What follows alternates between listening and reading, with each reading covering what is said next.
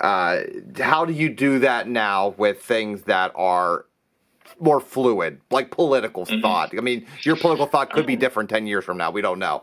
But, so tell me how you kind of approach a joke that way. I remember one of my favorite comedians ever is Patrice O'Neal. Oh, yeah. And Patrice O'Neal would say a lot of crazy, fucked up things that probably no one agrees with. But the reason that those jokes worked was that he never approached it from the idea of, this joke is about how I'm right about this. That's what a lot of people do with political jokes. The point of this joke is that I'm right and that people who disagree with me are wrong. Okay. Well, then, obviously, you're drawing a line in the sand with that joke. What Patrice would do is it's like, I'm not presenting this joke to the audience as an argument, but it's an illustration. It's an illustration of how I feel and how I see the world. And I understand that it sounds ridiculous to people, and I'm going to lean into that ridiculousness and make it absurd. Yeah.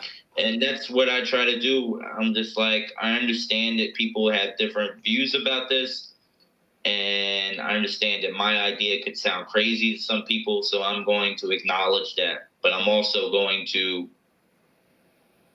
try to make you understand where I'm coming from. But it's not this argument of like, I'm right, you're wrong. Yeah. I just don't see the world that way. Okay.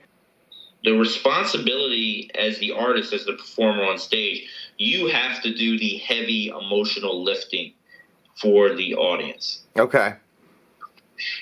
What does that mean? I guess what does that mean? It means you have to do it.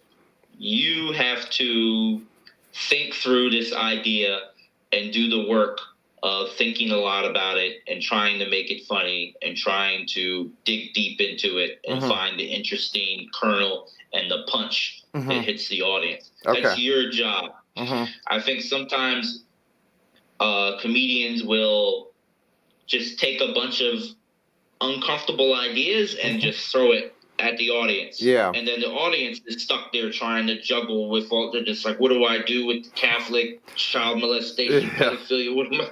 Like, it's just like it becomes a burden that you're putting on the audience.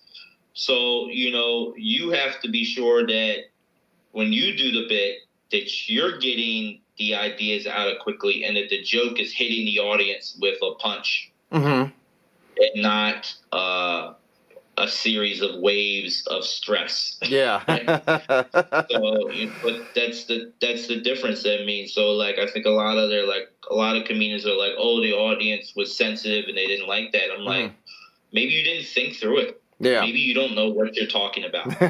Maybe you didn't organize this well, and the audience is spending too much time sitting there thinking about the uncomfortable topic that you brought up.